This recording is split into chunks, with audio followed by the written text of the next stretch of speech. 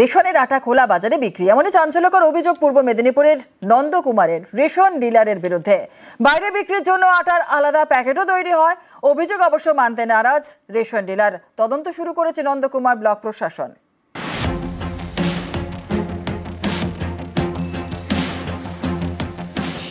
বড় প্যাকেট থেকে আটা নিয়ে ভরা হচ্ছে ছোট প্যাকেটে। এই আটা বাজারে বিক্রি হবে, খুবই সাধারণ বিষয়, কিন্তু আদতে সেটা নয়। এই দেখুন, বড় আটার প্যাকেটে সরকারি লোগো। এগুলো সব রেশনের আটা। সেই আটা অন্য প্যাকেটে ভরা হচ্ছে বাজারে বিক্রি করার জন্য। এ ছবি পূর্ব মেদিনীপুরের নন্দকুমারের। অভিযোগ, সরকারি আটা বেআইনিভাবে বিক্রি করেন স্থানীয় রেশন ডিলার। সরকারি আটা বেআইনিভাবে মজুত করতে গোডাউন করেছেন। সেই আটা আলাদা প্যাকেটে ভরার জন্য কর্মীও রেখেছেন। কাজ করতে এসেছি, কাজের নাম না না দাদা, না বলবে বাবা বল। আটা প্যাকেট করে বাইরে না না আমি বলতে পারবো না, এসব কিছু আমি বলতে পারবো না। সরকারি আটা চুরিতে অভিযুক্ত এই রেশন ডিলারের নাম গৌরহরি সাউট্টা। তার এমনই দাপট যে গ্রামবাসীরা মুখ খুলতে ভয় পান। সেই সুযোগেই বছরের পর বছর ধরে বেআইনি কারবার চালাচ্ছেন বলে অভিযোগ। যদিও সরকারি আটা বাইরে বিক্রির অভিযোগ মানতে নারাজ এই রেশন ডিলার।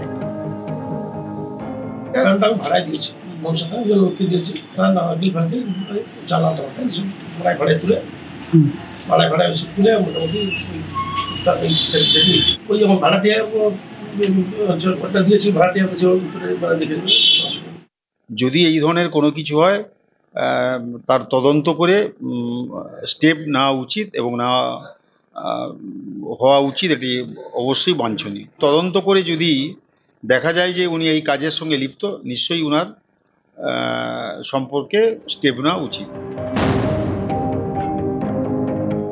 আমি আমার যে আধিকারিক আছেন ফুড ইন্সপেক্টর, তাকে ইমিডিয়েটলি আমি এনকোয়ারি করে বিষয়টা কি আছে দেখার জন্য অনুরোধ করছি। তিনি গিয়ে বিষয়টা দিয়ে আমাকে রিপোর্ট করবেন। আর আমরা যদি তার কিছু জেনুইনেস না পাই তাহলে নিশ্চয়ই প্রয়োজনীয় ব্যবস্থা নেব। শুধু আটা নয়, একই সঙ্গে রেশনে আসা অন্যান্য সামগ্রীও এভাবে খোলা বাজারে বিক্রি করা হয় বলে অভিযোগ উঠছে। নন্দকুমার থেকে ক্যামেরায় সন্দীপ গুড়িয়ার সঙ্গে সুজিত ভৌমিক, নিউজ 18 বাংলা। পদে পদে বিপদ, হুগলির খানাকুলে বেহাল সেতু, ব্রিজ বন্ধ হওয়ায় চরম ভোগান্তি। আলিপুরদুয়ারের মাদারিহাটে বসে গিয়েছে ব্রিজের পিলার, হিলে পড়েছে ব্রিজ, ঝুঁকি নিয়ে চলছে যাতায়াত।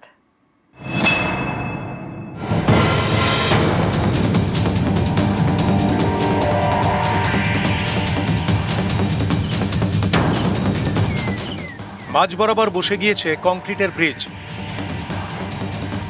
ব্রিজের রাস্তা ভাঙা, ভেঙে পড়ে রয়েছে রেলিংয়ের একাংশ। এটা হুগলির আরামবাগের খানাকুলের ব্রিজ। একদিকে খানাকুলের পূর্ব ঠাকুরানী চক, আরেকদিকে কিছুটা এগোলেই ঘাটালের দৌলক চক। এই গুরুত্বপূর্ণ ব্রিজের একাংশ বৃহস্পতিবার বসে যায়। এই ব্রিজ দিয়ে সাইকেল, বাইক, গাড়ি যাতায়াত করে। বৃহস্পতিবারের পরে সেসব বন্ধ, কেউ যাতায়াতই করতে পারছেন না।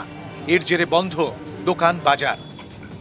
হঠাৎ করে ব্রিজ একদম পুরোপুরিভাবে ভগ্ন অবস্থা, বিপর্যয়ের চেয়েও খারাপ অবস্থা। কিন্তু সেই পরিস্থিতিতে মানুষ এপার ওপার হতে পারছে না। আমাদের এপারে কয়েকশো দোকানদার রয়েছে, যাদের প্রত্যেকের দোকান আপনি সার্চ করে দেখুন, প্রত্যেকটা দোকান বন্ধ করে দিয়ে যে যার বাড়িতে রয়ে গেছে। কিন্তু রুজি রোজগার পুরো বন্ধ, চাষিদের মাল এপার ওপার পুরোপার বন্ধ। ব্রিজটা পুরোপুরি ভেঙে গেছে, সরকারিভাবে এটাকে আটকে দেওয়া হয়েছে, আমরা পারাপার করতে পারছি না। এটা আমাদের মহা সমস্যা এবং সবথেকে বড় কথা, আমাদের রুটি রুজির সমস্যা দেখা দিয়েছে। এই সমস্যাগুলোর জন্য আমরা খুবই বিব্রত। এবার সরকার যদি এটা নিয়ে কোনো স্টেপ নেন তাহলে ভালো।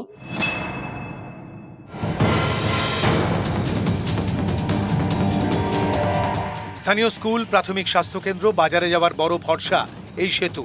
প্রায় 50,000 লোকজনের যাতায়াত। এখন ব্রিজ বন্ধ, ঘুরতে হচ্ছে কয়েক কিলোমিটার, চরম ভোগান্তি। ওরা বলছে কোনো ফান্ড নেই, কোনো টাকা নেই। মন্ত্রীকে আমি চিঠিও দিয়েছি, তো রাজ্য সরকার করছে এটা কি? মেলা খেলা উৎসব না করে এই এলাকার ডেভেলপমেন্টের জন্য টাকা খরচ করা উচিত সরকার। জিজ্ঞাসা করে এলাকার মানুষকে, উনি এলাকার বিধায়ক হিসেবে এলাকার মানুষই বোধ হয় ওনাকে দেখতে পায় না। বড় রকম কোনো দুর্ঘটনা না ঘটে তার জন্য প্রশাসন একদম সদাই সজাগ রয়েছেন। আর বিষয়টা নিয়ে আমাদের ঊর্ধ্বতন কর্তৃপক্ষ নিয়ে বসা হয়েছিল এবং ভাবনা চিন্তা চলছে যে কীভাবে কী করা যায়।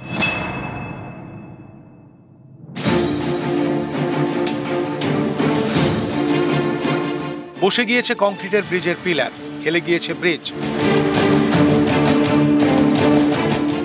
আলিপুরদুয়ারের মাদারিহাট, এখানকার শিশু ঝুমরার হাওড়া ধুরা ও মুসলিম ধুরা যাতায়াতের জন্য রয়েছে কংক্রিটের সেতু। গত বছর বর্ষায় এই সেতুর পিলার বসে যায়, কিন্তু উপায় কি? আর কোনো রাস্তা নেই। ভাঙা সেতুর পদে পদে বিপদ জেনেও চলছে ঝুঁকি নিয়ে যাতায়াত।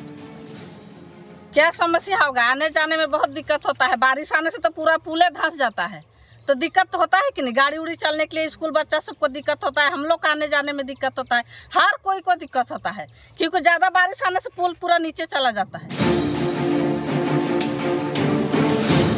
স্থানীয় পঞ্চায়েতের পাল্টা দাবি, জমি জটের কারণে নালা তৈরি করা যাচ্ছে না, তাই সেতুর কাজও আটকে।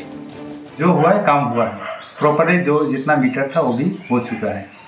एक बार ये थोड़ा झमेला भी था वहाँ पर जमीन लेके, माने वो लोग जमीन नहीं देने के कारण, लेकिन फिनिशिंग पॉइंट जहाँ था वहाँ तक हुआ, वहाँ का जमीन नहीं दे रहा है, तो यहाँ पर तो पंचायत भी कुछ बोल नहीं सकेगा वहाँ पर। হুগলি থেকে শুভদীপ ঘোষ ও আলিপুরদুয়ার থেকে রাজকুমার কর্মকার, নিউজ 18 বাংলা। বীরভূমে দেউচা পাচামিতে শুরু হয়েছে কয়লা খনি প্রকল্প এবং এলাকা থেকে গাছ পুনর্বাসনের কাজ। চাঁদা মৌজায় ধাপে ধাপে সরানো হলো 992টি গাছ।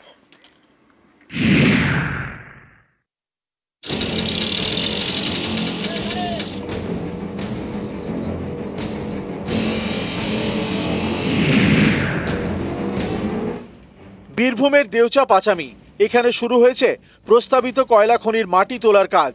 তার জন্য সরাতে হবে মাটির উপরের গাছ। প্রকল্প এলাকার মধ্যে পড়ে চাঁদা মৌজা। বৃহস্পতিবার এখানে 8টি গাছের পুনর্বাসন করা হয়। এই নিয়ে মোট 992টি গাছের পুনর্বাসন। বীরভূমের মোহাম্মদ বাজারের দেউচা পাচামি এশিয়া এবং ভারতের বৃহত্তম কয়লা খনি, বিশ্বের দ্বিতীয় বৃহত্তম।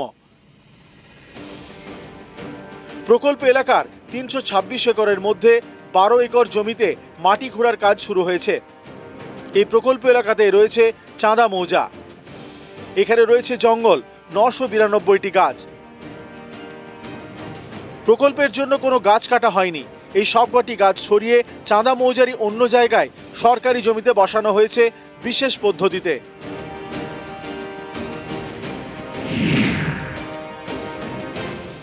গাছ ছিল যেটা অ্যাপ্রোচ রোডের মধ্যে ছিল, যেটা পিডব্লিউডি রোড করা হবে এই দেউচা পাচামি প্রজেক্ট এরিয়াতে ঢোকার জন্য। এই 14টা গাছ কমপ্লিট হলে আমাদের ট্রান্সপোর্টেশন কমপ্লিট হচ্ছে। বিশেষ পদ্ধতিতে গাছের পুনর্বাসন, শিকড় সহ গাছগুলিকে তুলে 1 কিলোমিটার দূরে সরকারি জমিতে বসানো হয়েছে। এই কাজ করেছে হায়দ্রাবাদের একটি বিশেষজ্ঞ বেসরকারি সংস্থা। প্রতিস্থাপন করা গাছগুলির মধ্যে রয়েছে 755টি মহুয়া গাছ, 142টি অর্জুন, 88টি পিয়াশাল, 4টি ক্যাসিয়া, 2টি শিরিষ এবং 1টি বেল গাছ। গাছগুলো খুব ভালো পজিশন আছে এবং 984 গাছ, সমস্ত গাছ দিয়ে যেটা প্রতিস্থাপন হয়েছে সব গাছই বেঁচে আছে। বীরভূম থেকে সুপ্রতিম দাস, নিউজ 18 বাংলা।